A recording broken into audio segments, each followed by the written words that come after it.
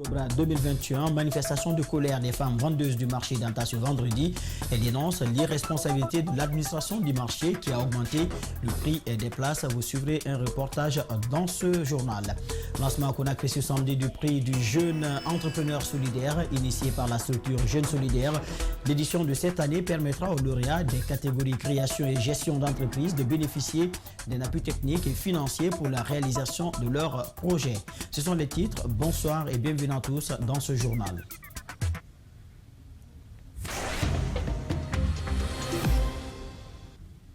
Je vous le disais tout à l'heure dans le sommaire, grogne des femmes vendeuses du marché d'Anta ce vendredi pour dénoncer l'irresponsabilité de l'administration du marché qui leur vend des places à des prix excessivement chers.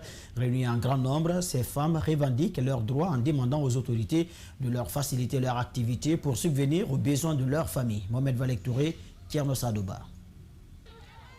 Elles étaient plusieurs dizaines à manifester leur colère contre les responsables de ce marché. Pendant plusieurs heures, elles ont scandé des slogans hostiles aux administrateurs de ce centre de négoce.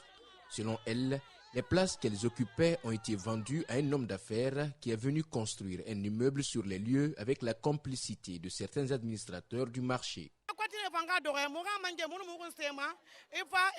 Nos chefs qui sont là, à chaque fois que nous venons vers eux, ils nous disent des bonnes paroles pour apaiser les tensions. Mais souvent, ce qu'ils disent, c'est pas ce que nous voyons comme réalité. Pourtant, c'est notre place ici. Nous avons de sérieux problèmes. Il n'y a plus de place au marché d'Anta. L'endroit où nous plaçons nos tables, si tu ne payes pas 800 000, c'est 500 000. Nous ne savons aujourd'hui à quelle scène se vouer. Selon la présidente des vendeuses du marché, elle soutient qu'aucune place n'a été vendue, seulement des sommes d'argent ont été soutirées dans les mains des femmes. Les administrateurs du marché sont donc pointés du doigt et très souvent ce sont eux qui amènent des conteneurs pour barrer leur lieu de négoce, affirment-elles. Elles ont dénoncé leurs travers et jusqu'à présent rien n'est fait. On a souffert. Quiconque vous dit qu'on n'a pas souffert, l'intéressé vous aurait menti. Beaucoup de nos amis ont fui ici parce que leurs places ont été retirées de force. Je suis allée une fois voir le maire pour lui expliquer les maux dont nous souffrons. Il nous a promis, mais jusqu'à présent, rien n'est fait. Les responsables du dit marché, quant à eux, refusent d'admettre les propos de ces femmes. Ils estiment que tout rentrera en ordre dans les prochaines heures. Les femmes, quant à elles, veulent vendre tranquillement à cet endroit sans être empêchées. Le marché est restreint, mais c'est là que chacune d'elles parvient à avoir son quotidien. Nous, les vendeuses du marché Anta, souffrons beaucoup. Ce que nous gagnons la journée, c'est de ça nous vivons. Nous n'avons rien. Mais nos chefs qui sont là ne sont pas des bons chefs. C'est l'argent qu'ils considèrent. Nous souffrons beaucoup. Nous voulons l'aide de l'État. Nous voulons qu'on change ces chefs. Depuis la prise du pouvoir en Guinée, les soutiens se multiplient en faveur du colonel Mamadi Doumbouya, le nouvel homme fort du pays. Cette fois-ci, ce sont les membres de Guinée Anticorruption. Ils disent avoir pris acte du changement de régime en Guinée par le CNRD. Ils sollicitent également la libération de l'ancien président Alpha Condé. Ils ont fait une déclaration ce samedi à Conakry. Suivez leur porte-parole au micro d'Aminata Massire Bangoura et Ibrahim Assoum. Monsieur le Président, chef de l'État, nous, membres de l'ONG Guinée Anticorruption, GAT, en partenariat avec l'ANLC, Agence nationale de la lutte contre la corruption, nous engageons à vous accompagner dans cette lutte noble pour le bien de la nation, qui est la corruption. Monsieur le Président, la population n'a besoin qu'une seule chose, la prospérité pour tous. Mots-clés, corruption, abus de pouvoir, gestion publique, prévention et répression. Le colonel Mamadi Doumbouya, chef de l'État, a montré une volonté de lutter contre la corruption mentionnée dans la charte et répétée lors de la prestation de son serment à la magistrature suprême que la justice sera la boussole d'orientation à travers des réformes judiciaires pour éradiquer la corruption et l'impunité. Chose qui cadre parfaitement avec l'ambition de l'ONG. Nous ne saurions terminer, Monsieur le Président, sans solliciter auprès de votre autorité la libération et le respect de l'intégrité physique et morale de notre cher père, le président dessus, le professeur Alpha Condé. Vive la Guinée, vive l'unité nationale, vive le CRND. Que Dieu bénisse la Guinée. Le mouvement Alliance pour la démocratie MAD a tenu une conférence de presse vendredi à la Maison de la Presse.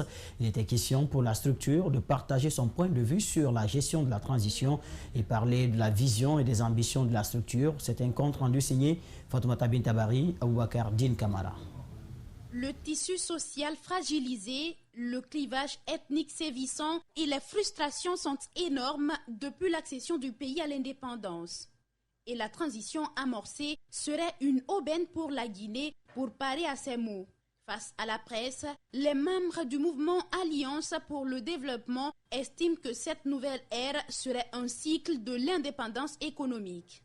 Si la période des indépendances consistait à la conquête ou plutôt à la reconquête de l'indépendance politique, nous pensons, nous caressons l'espoir que ce nouveau cycle sera celui de l'indépendance économique de notre nation.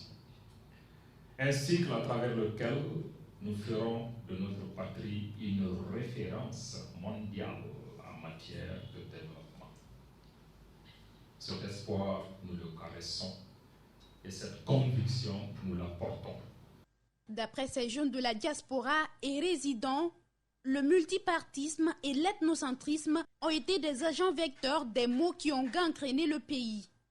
Pour les pallier et refaire une constitution acceptée de tous, Alpha Kolla Baldé propose.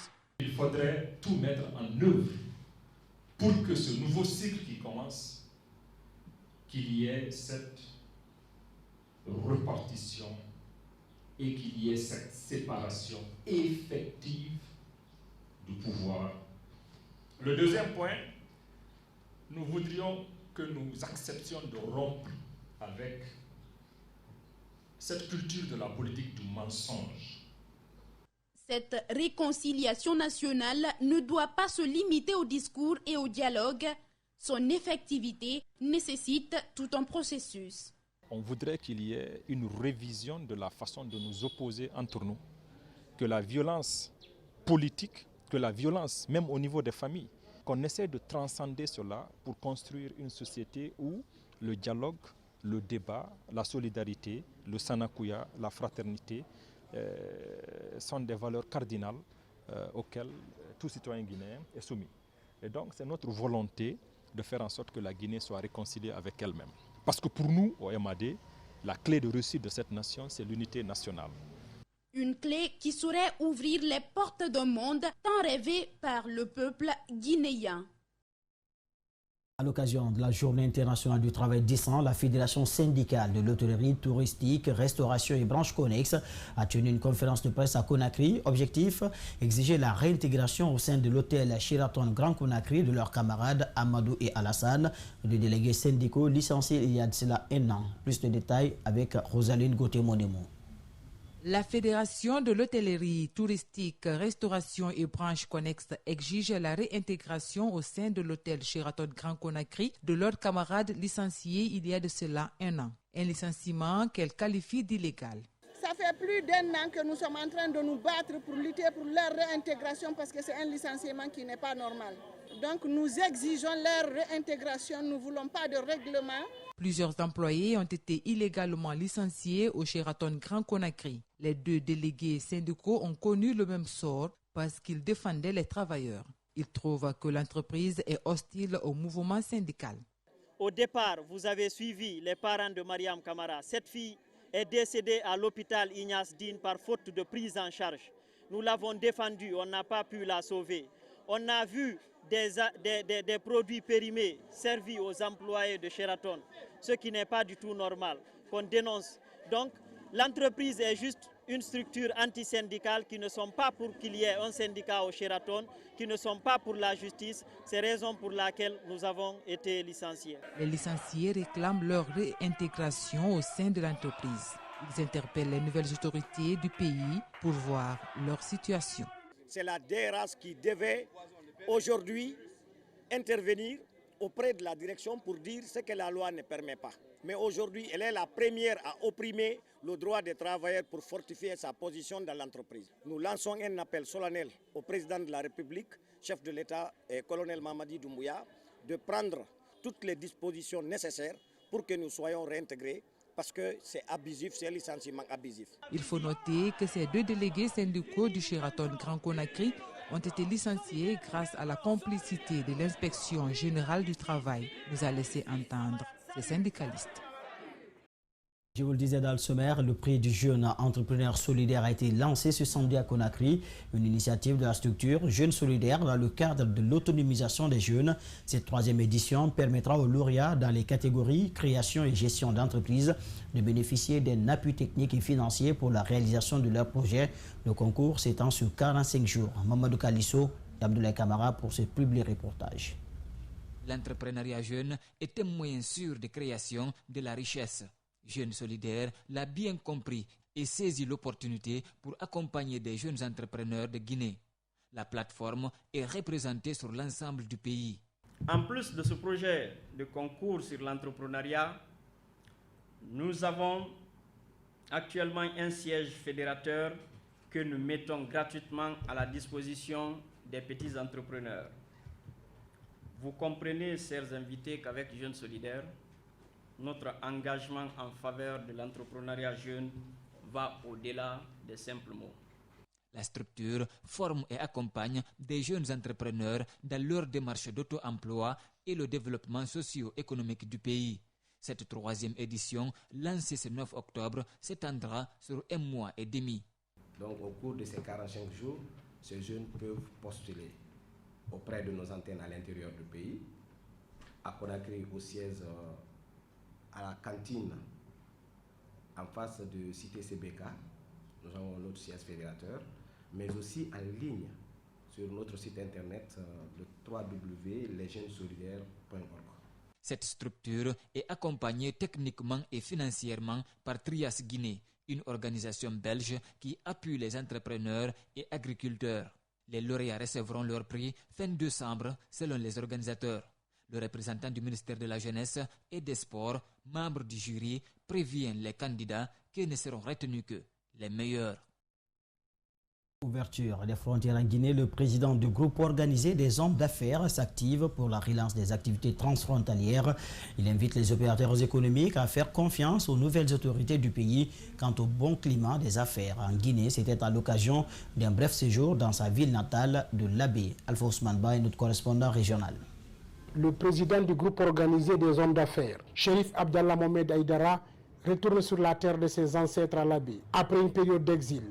Entouré des siens, il décide de s'adresser au public, au domicile familial, au quartier Daka 1. Pourquoi je le fais ici? C'est ici que j'ai grandi. C'est ici ma famille. C'est vous ma famille. Les gens de Labé, ce sont de la famille. Donc aujourd'hui, on doit être ensemble ici. Après ici, j'ai fait 2 ans d'exil pour des raisons de sécurité. Le périple entamé dans la sous-région vise à rassurer sur le climat des affaires en Guinée qui s'améliore, qui selon lui, le colonel Doumbouya, rétablit la marche normale du pays. Nous avons informé les opérateurs économiques.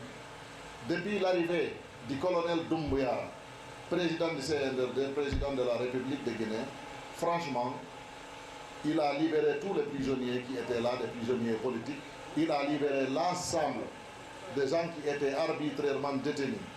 Moi-même, je l'ai rencontré avec la délégation patronale. La situation est en train de se décanter. Donc c'est ça que nous voulons. C'est un Chérif Abdallah Aïdara, confiant à l'avenir du pays avec les nouvelles autorités qui rassurent les acteurs du commerce à répandre leurs activités pour le bien de la Guinée. Il est aussi pour la fin du monopole.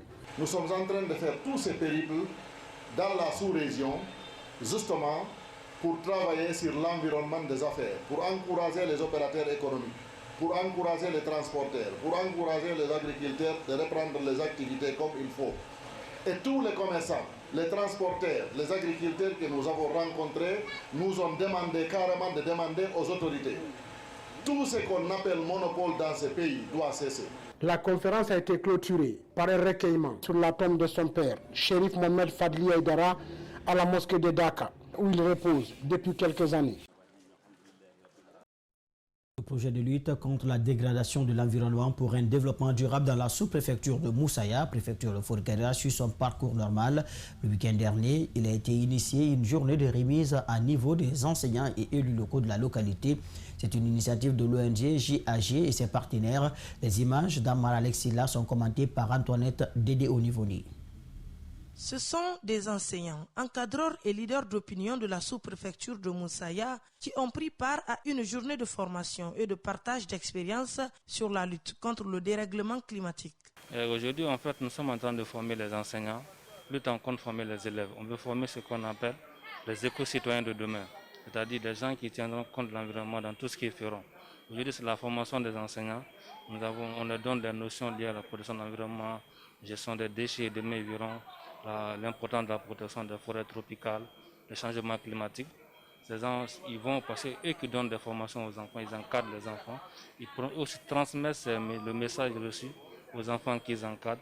En plus, nous, on viendra aussi former ces enfants pour que eux et nous, ensemble, on puisse accompagner les enfants dans le processus de changement de mentalité. Initié spécialement pour protéger le mont Kununkan, les participants et les élus locaux satisfaits de cette formation se disent prêts à mener le combat. Je dirais à la population de Moussa, surtout les riverains, de vraiment tous se donner la main pour encadrer la forêt dense qui est autour de Kununkan, qui est la zone vraiment qui est devenue internationale. Ce n'est même pas national, c'est devenu international. À nos enfants, arriver dès l'ouverture, on doit enseigner nos élèves comment protéger l'environnement et puis comment utiliser aussi les ordures. Où il faut mettre. On ne doit pas jeter n'importe comment, mais on doit utiliser la poubelle dans les différents coins. Nous allons apprendre nos enfants à appliquer ça et apprendre les parents qui sont au village comment gérer les ordures ménagères. 9 écoles bénéficieront au fur et à mesure de cette formation. Le mont Kununkan est pour l'instant la seule réserve de la Basse-Côte non endommagée. Ce journal a été coordonné par Bernard Koundouno. Il a été dirigé à la régie par Lamine Sidibé, Abouakar Fotesouma, alias Sokra Kamara, Cheikh Oumar Kaba et Fanta Guiré. Merci de votre aimable attention. Et le prochain contact avec les infos, c'est à 22h avec Daouda Mohamed Kamara. D'ici là, les programmes continuent sur Espace TV. Au revoir.